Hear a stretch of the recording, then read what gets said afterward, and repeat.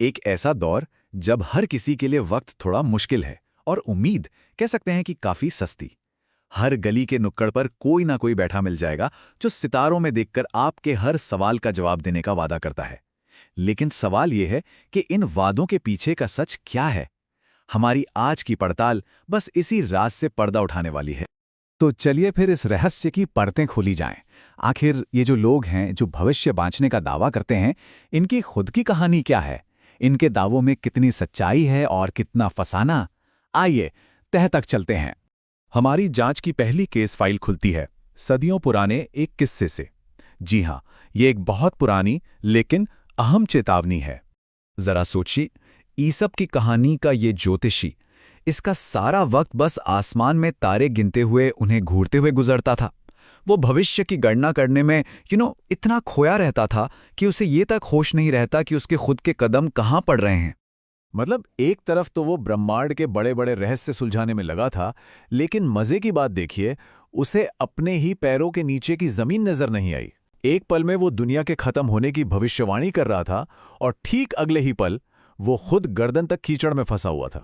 जब गांव वालों ने उसे उस कीचड़ से बाहर खींचा तो उनमें से एक ने वो बात कही जो कह सकते हैं कि इस पूरी कहानी का निचोड़ है।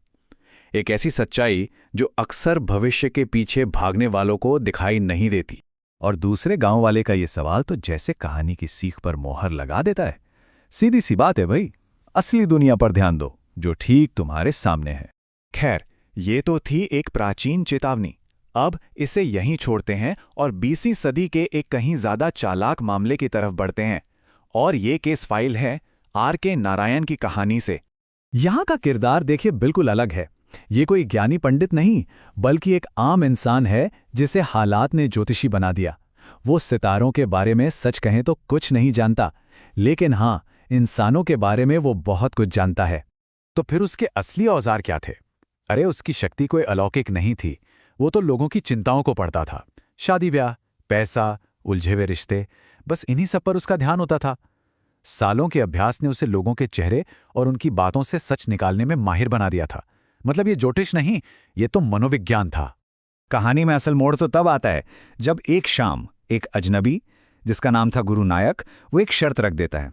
कहता है, अगर भविष्यवाणी सही निकली तो पैसे मिलेंगे, और अगर गलत हुई तो ज्योतिषी की दिन भर की कमाई उसकी हो जाएगी। सब कुछ दांव पर लग गया था। और बस यहीं से हमारी ये जांच एक ऐसे मोड़ पर आ पहुंचती है जहां इस आधुनिक मामले के पीछे का वो चौंकाने वाला सच सामने आने वाला है, जिसके बारे में किसी ने सोचा भी नहीं होगा। जैसे ही वो ग्राहक माचिस जलाता है, ज्योतिषी उसका चेहरा देखता है और बस सन्न रह जाता है। अरे, ये तो वही आदमी था जिसे उसने सालों पहले चाकू मारकर कुएं में फेंक दिया था और मरा हुआ समझकर गांव से भाग गया था। उसकी भविष्यवाणी कोई दिव्य ज्ञान नहीं थी, वो तो उसके अपने ही गुनाह का कबूलनामा थी। तो बात साफ है, वो कोई भविष्यवक्ता नहीं बल्कि एक भगोड़ा था।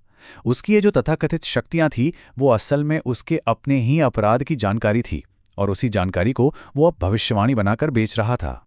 तो इन दोनों ही मामलों को देखने के बाद, एक प्राचीन और एक आधुनिक, हम किस नतीजे पर पहुंचते हैं? चलिए, अब फैसले की घड़ी है।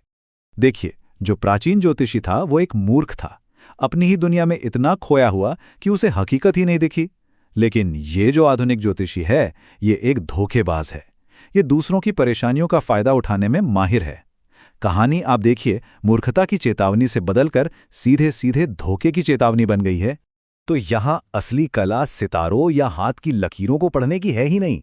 ये कला है इंसान की परेशानी, उसकी उम्मीदों और उसके डर को पढ़ने की।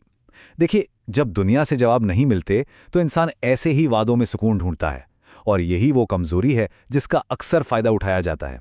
तो सवाल ये नहीं है कि वो भविष्य देख सकते हैं या नहीं, असली सवाल तो ये है कि वे पढ़ क्या रहे हैं, हाथ की लकीरें या फिर मन की परेशानियां। इस पर सोचिएगा जरूर।